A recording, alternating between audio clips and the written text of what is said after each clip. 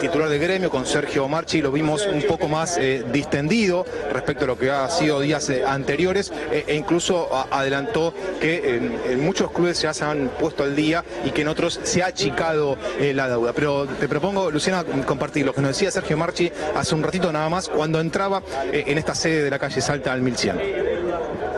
Los futbolistas recibieron depósitos en forma parcial.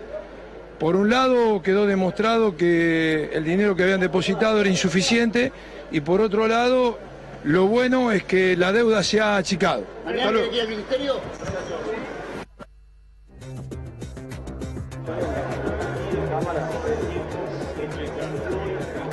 Comprensión de la situación.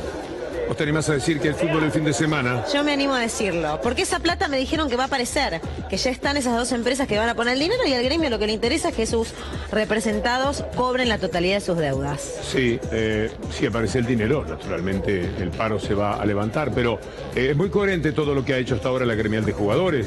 Desde el 3 de enero le había avisado a los dirigentes, si no está el dinero, no va a empezar el campeonato. Bueno, cumplieron con eso, pese a todas las presiones tremendas que sufrieron ayer. Me da mucho gusto recibir a Hugo Yasky. ¿Qué tal, Hugo? ¿Cómo le va? Muy bien. Y a Pablo Micheli, bienvenido. Pablo, bueno, los queremos escuchar a ustedes sobre lo que hoy ha ocurrido. Prácticamente no hay preguntas. Está sobre la mesa la necesidad de entender lo que hoy sucedió. No, lo primero creo que fue un acto multitudinario que sobrepasó las expectativas de quienes habían convocado al principio, un acto de los gremios de la industria. Claramente esto fue un acto multitudinario, cientos de miles, difícil de calcular. Nuestra columna, solamente la nuestra, eran 40.000, porque eran más de 10 cuadras que se abrían después. Creo que ahí hubo, no sé, quizás la misma cantidad de gente que el 29 de abril. Un acto de un clarísimo contenido de hartazgo frente a las políticas del gobierno. Un acto contra el gobierno de Macri, contra las políticas de ajuste y pidiendo que se termine con el ajuste, el pisoteo a los trabajadores, querer bajar paritarias. Todo eso fue claramente expresado en el acto y creo que eso es lo primero que hay que rescatar a mi modo de ver. Sí, comparto lo que dice Hugo y en verdad yo creo que hubo más gente que el 29 de abril. Estuve viendo ahora hace un rato, pues nosotros estábamos allá en la avenida Belgrano, en contramano, viniendo de Paseo Colón, la columna compartida de las dos CTA. Ahí se refiere Hugo, éramos 40.000, 50.000, no sé, pero no pudimos llegar a ver todo. Y cuando salimos de ahí, después que terminó el acto, ya era la desconcentración.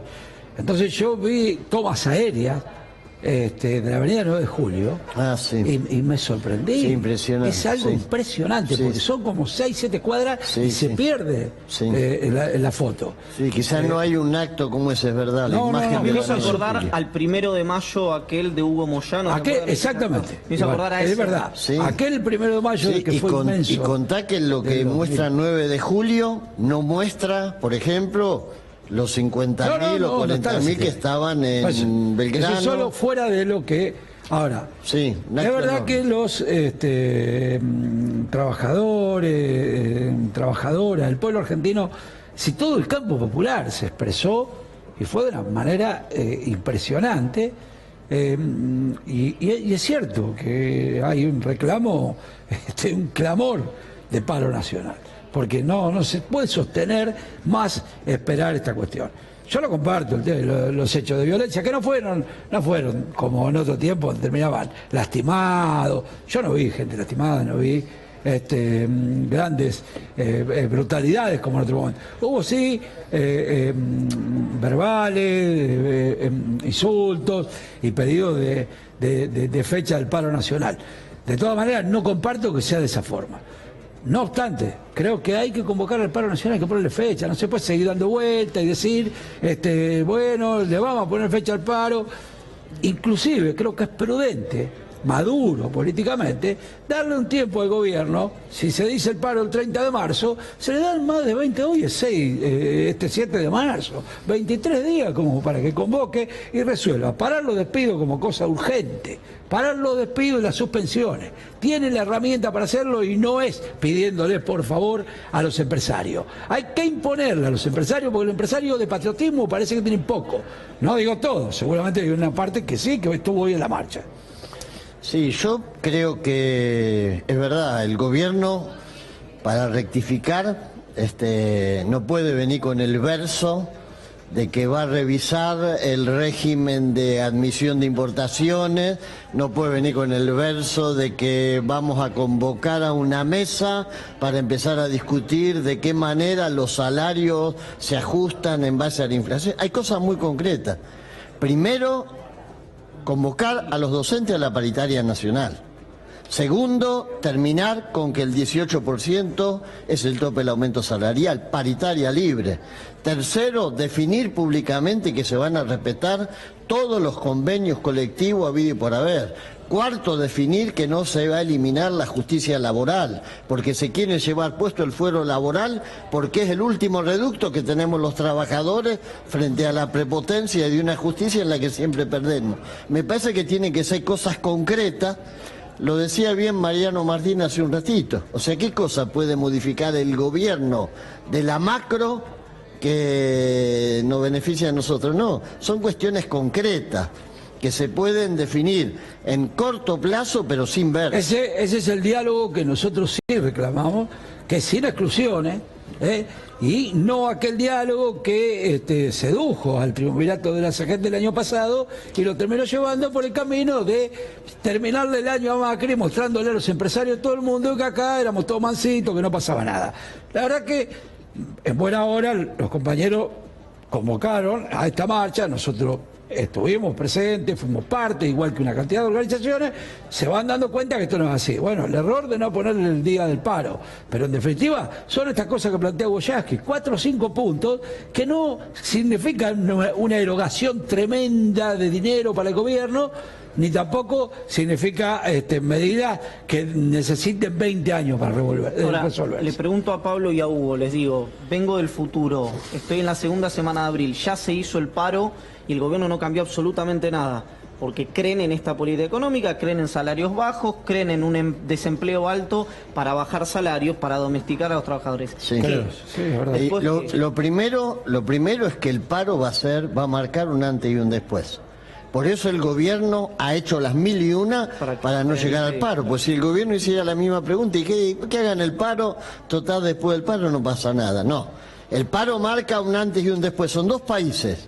El país que creía en el verso del presidente de la Nación, los brotecitos verdes, la lluvia de las inversiones, el país que saltaba la modernidad, había que ponerse contento de que los empresarios podían sacar 5 millones de dólares por día, etcétera, etcétera. Yo creo que el país que marca el paro va a ser un plebiscito absolutamente mayoritario, condenando las políticas del gobierno, condenando la caída salarial, la recesión, y para eso hace falta el paro. Después empezamos a discutir de qué manera seguimos con nuestras luchas. Aparte, me parece que en todo caso, lo que sí está seguro, Iván, ahora, Víctor Hugo, es que no va a haber cambio del rumbo si no hay movilización, si no sacamos la queja de dentro de la casa y la ponemos en la calle, como hoy, pacíficamente. Esa masividad que hubo hoy está construyendo el paro. Y ese paro no va a ser un paro sencillo, un paro así que pasa inadvertido. Va a ser un paro de un impacto impresionante que si este gobierno no modifica el rumbo económico va a ser durísimo para perdóname, y una cuestión que tiene relación con lo que dice, va a ser un paro que va a dar una señal impresionante hacia adentro y hacia afuera.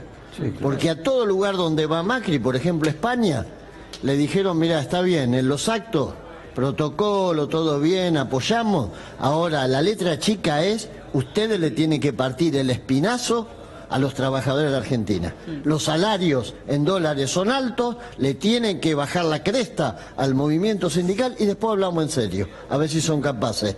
El paro ese va a servir para que los de afuera sepan que aquí hay un pueblo argentino que no se pone de rodillas. Hugo, vos recién mencionabas 4 puntos donde el gobierno tendría que ceder, acceder, transformar su manera de ejecutar hasta ahora. Pero son 4 puntos, 3 vinculados con los docentes, en los que no cambió nada. ¿Qué te haría pensar que eso podría ser modificado? No. Ni la paritaria nacional, ni el tope del 18%. No, yo creo que lo primero que tiene que hacer el gobierno es leer bien qué pasó hoy en la calle.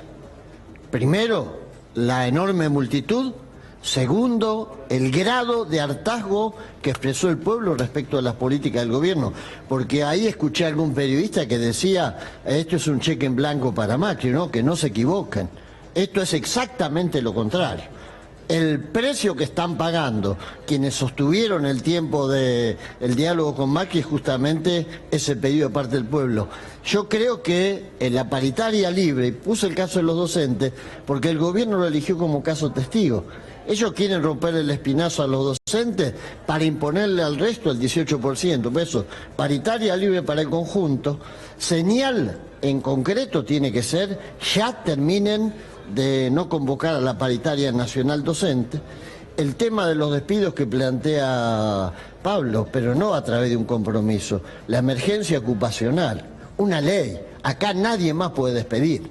Por un año, lo definimos por un año. Hasta tanto se cierre el mercado para las importaciones, se reactive la pequeña empresa, porque es así, o se produce este cambio, o nosotros no tenemos otro destino que seguir retrocediendo, perdiendo empleo y perdiendo salario. Había muchos empresarios hoy, no solamente trabajadores.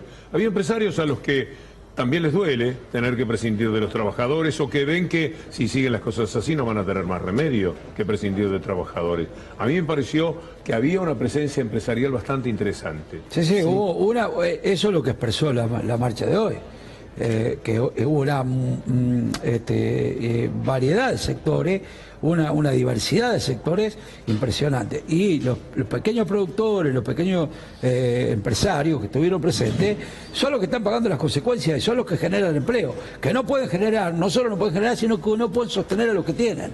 Y este es el tema de lo que decía al principio. Para mí son 5 puntos. Aparte de esto que menciona Hugo, con el tema de parar los despidos, que ese es un tema. Se equivocó 5 veces el presidente, ¿cuánto? 4, 5 veces salió a pedir disculpas, volvió atrás, y lo saludan por la grandeza de... Bueno, que tenga una grandeza con los trabajadores, yo cosa que dudo, que la tenga. Pero bueno, supongamos que por ahí esta multitud de hoy, esta diversidad de sectores lo hace reflexionar. No, tal vez no por grandeza, sino fundamentalmente porque le conviene pensar que no puede tener a todo este espectro criticando. Y por ahí se arrepiente y dice, bueno, fue un error haber vetado la ley de emergencia ocupacional y le da curso a la ley. Esa podría ser una posibilidad. Y el quinto punto, Víctor Hugo, que no me quiero olvidar porque es un tema muy importante, es el tema de un aumento de emergencia a los jubilados.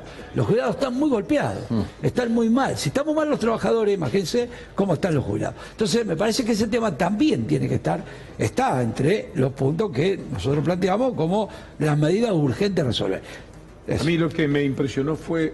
De esto pude ser observador a mediodía, cuando yo salía de mi programa, anduve por varios lados buscando también por dónde movilizarme. La actitud de quienes iban a la marcha era formidable, iban a una cosa importante. Sí. No era una marcha desganada o habitual, no, había un énfasis. Me pareció advertir esto. No sé si me pasó a mí, si es una locura que le da a uno de interpretación, pero a mí me gustó muchísimo la actitud del laburante, cómo iba la marcha. Comparto eso, había una mística de día de historia para el pueblo argentino. Y se construyó de una manera extraordinaria porque cuando critican tanto a los aparatos, acá creo que hubo más gente autoconvocada, más ciudadanos de a pie yendo a la marcha, lo veíamos cuando íbamos caminando porque no se podía andar en auto en la ciudad, y uno se encontraba con gente que además iba con esa mística y con esa alegría, con esa convicción que te saludaba, que te decía no aflojen, métanle los docentes, no se dejen atropellar. Eso estuvo todo el tiempo y estuvo también el acto, que fue un lindo acto a pesar de los incidentes. Sí. Víctor Hugo, no, una aclaración de los incidentes que decía Hugo recién, que me parece bien dejarlo en claro. Yo desconozco quiénes sí fueron. Lo que sí me consta, por gente que estuvo ahí, y por donde estaban las columnas, tanto de la Cámpora y de Berazategui, que no fueron ni la gente de Berazategui ni la gente de la Cámpora, que la CGT se quiera escudar en eso, lo que hace es manifestar una miopía en función de un descontento que hay de esa conducción. Y le quiero hacer una pregunta tanto a Hugo como a Pablo, ¿qué les parece algo que se está evaluando desde el gobierno con los docentes? El quite de personería y multas de muchísimo dinero por la huelga que están haciendo. ¿Hasta dónde puede llegar ese conflicto que creo que no lo está dimensionando el gobierno? Lo quiero contestar yo porque Hugo es docente y puede ser subjetivo para la opinión. Pero me parece que esto marca lo mismo que está pasando con agremiados, futbolistas agremiados. Enseguida lo rápido que tiene el ministro de Trabajo, la amenaza de kit de personería, de aplicar multas. ¿Por qué no aplica multa a los empresarios que firmaron un compromiso en la Casa Rosada para no echar a nadie? El otro día estaban echando gente. ¿A dónde está la multa aplicada ahí? Ahora no, a los sindicatos hay una política antisindical directamente de parte de este gobierno. Y esto es lo que nosotros estamos denunciando ante la Organización Internacional del Trabajo, y ahora estamos a pocos días que viene una delegación de dirigentes de la corriente de la Coordinadora Central Sindical del Cono Sur, el 20 de marzo, conjuntamente con la Confederación Europea de Sindicatos. Van a haber un montón de dirigentes a ver lo que está pasando, que nosotros venimos denunciando también. En esta jornada vamos a plantear claramente esta persecución que hay. ¿Cómo puede ser? Que porque o se impone la paritaria, el porcentaje que ellos dicen, cierran la paritaria nacional, digo, el aumento salarial que ellos dicen, cierran la paritaria nacional, política sindical, antisindical, totalmente. Agregar a lo que dice Pablo una cuestión. Con este fuero laboral que hoy existe, esa medida que pretenden tomar es imposible. La pierden de acá a Luján. De acá a Luján, antes de empezar la pierden. Si Macri logra que el fuero laboral pase al ámbito de la ciudad y pone a los jueces que él maneja control remoto, ahí estaríamos en problemas. Por eso estamos defendiendo el fuero laboral. Si la justicia laboral, ya sabemos cómo termina esto, Víctor Hugo, si un juez o un camarista falla a favor de los docentes en un eventual conflicto, sale el juicio político en el Consejo de la Magistratura. Como pasó con Gibert y con Mariño. Por eso se quieren llevar puesto al fuero laboral, es una cámara que resuelve a favor de los trabajadores. Una vergüenza. Una vergüenza. Que tanto le criticó al otro gobierno. Claro, por la injerencia en la justicia. Exacto. Claro. Les voy a pedir 3 minutos más, porque Julia Estrada nos va a recordar por qué la marcha fue tan importante hoy. Posiblemente no le hace falta a Micheli y a Yasky que les repasen algunos de los indicadores, pero es bueno para ustedes y bueno para todos entender que esto no ha sido un capricho, que ese pueblo que fue con una alegría en el corazón a participar de la marcha multitudinaria, tenía sus razones, sus buenos argumentos para estar allí. Julia Estrada, por favor. Bien, Víctor Hugo, vamos a mirar 4 variables, solamente 4 y algunos datos lo más contundentes posibles para recordar el contexto que tiene esta Argentina real. Yo diría, no es la Argentina de las finanzas, es la Argentina de la destrucción industrial, respecto de por qué se produce esta marcha. Ahora voy a dar algunos datos de la industria adicionales. El CIPA, el Ministerio de Trabajo, Triaca, reconoce que hay 127.000 trabajadores expulsados en el sector privado. Según nuestros datos son un poco más, son 132.647. No estamos contando a los estatales, no estamos contando específicamente a todos aquellos expulsados en el primer trimestre de 2016. El 54% de estos trabajadores son de la industria. Y voy a dar un dato que todavía no hemos dejado trascender, pero que es muy interesante porque hay un informe de la Secretaría de Transformación Productiva que ya dice que cuando se reconviertan de manera forzada las ramas de muebles, calzado, electrónica y textil, los puestos de trabajo que forzadamente se van a tener que eliminar ascienden a 400.000. Solamente en la industria, hasta el día de hoy, contamos una expulsión de 50.000 trabajadores. A este ritmo faltarían 350.000 trabajadores para ser expulsados. De nuevo, si se reconvierten estos 4 sectores que acabo de mencionar, que fueron mencionados como actividades sensibles. Ya ampliaremos en otra columna específicamente sobre esta reconversión industrial. Vamos a ver ahora a la siguiente placa, que a mi criterio también es muy importante y que refiere estrictamente a la cuestión del salario, porque acá hubo muchos números dando vuelta. El sector privado sí tiene una caída del salario que quizás es del 7%. De nuevo, son los trabajadores registrados, son los trabajadores que el Ministerio de Trabajo son los únicos que está relevando porque la EPH, la encuesta permanente de hogares, no está siendo publicada en su totalidad.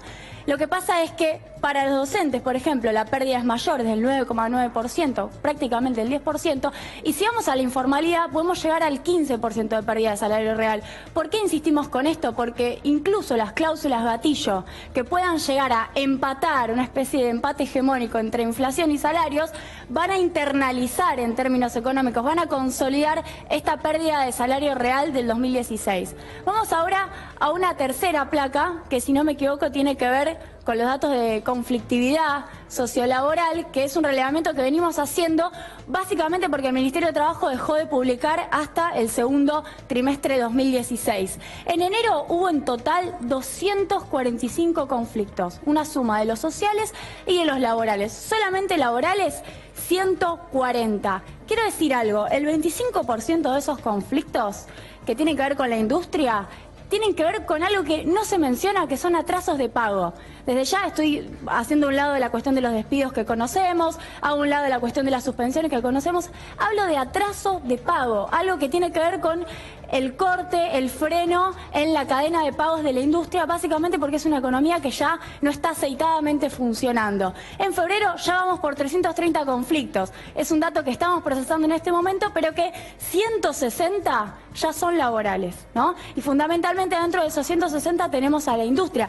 Esta parte es la que directamente no está en ningún lado, no está en el Ministerio de Trabajo, pocos institutos privados lo relevan y es un dato fundamental para entender por qué hubo tanta gente hoy en la movilización. Y vamos ahora a un último dato, una discusión que quedó quizás hecha a un costado. A mi criterio tiene mucha más importancia discutir desigualdad, y ya hemos hablado del aumento de la brecha entre ricos y pobres, pero vamos a mostrar de nuevo los datos de la pobreza.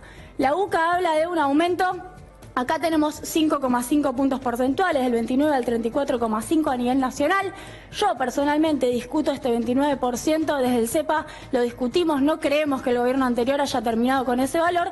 Para nosotros es del 19 al 36% el salto en el nivel de pobreza, lo cual de nuevo pone el eje en la desigualdad económica de este gobierno, y el propio INDEC deliberadamente no pone el punto de partida, pone el punto de llegada, reconoce un 32,2% de pobreza.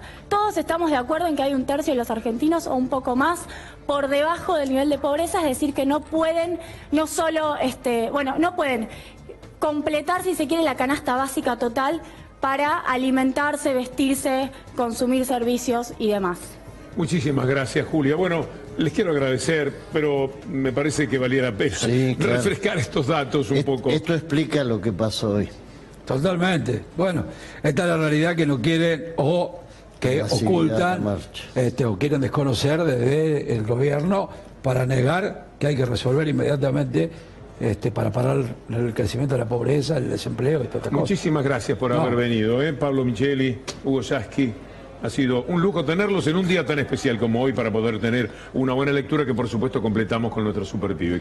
Un detalle, el gobierno ya salió a decir que no escuchó los discursos, que no le pareció que haya gravitado hoy esta movilización. Y lo que ya hablamos hoy, no va a cambiar la política económica. Leo lo que me están diciendo a mí en este momento. Sí, claro. No se escucharon, el único discurso que se escuchó un poquito del Ministerio de Producción fue el de Daer, el resto no lo escuchamos. Eso fue lo que dijo. Y el problema de caminar con los ojos cerrados es que te podés llevar por delante una pared. Gracias otra vez a ambos. Vamos a ver las repercusiones que hay en el mundo sobre todo esto. Lo tenemos a Mauro Albornoz para recorrer un poco diarios, etcétera, las repercusiones del paro de hoy en la Argentina. Mauro, por favor. Buenas tardes, Víctor Hugo. Los medios internacionales también se hicieron eco de la manifestación de la CGT y también del paro docente. Y si les parece, vamos a ir viendo uno por uno. Empezamos por la agencia AFP de Francia. Pone: protesta sindical masiva en Argentina, se planta contra el modelo de Macri, con imágenes ilustrativas de la marcha. Tenemos el Telégrafo de Ecuador, que pone: miles de docentes en Argentina exigen salarios justos a Mauricio Macri. Por otro lado tenemos a RT, Rusia, pone Buenos Aires, movimientos sociales también se suman a la marcha de la CGT. Vamos a ir viendo uno por uno. Por ahora tenemos Telesur, América Latina. Sindicatos de trabajadores de Argentina protestan contra medidas económicas de Macri. Y obviamente la impactante imagen de la marcha de hoy, ¿no? Por otro lado tendremos a España. Los sindicatos anuncian una huelga general contra Macri.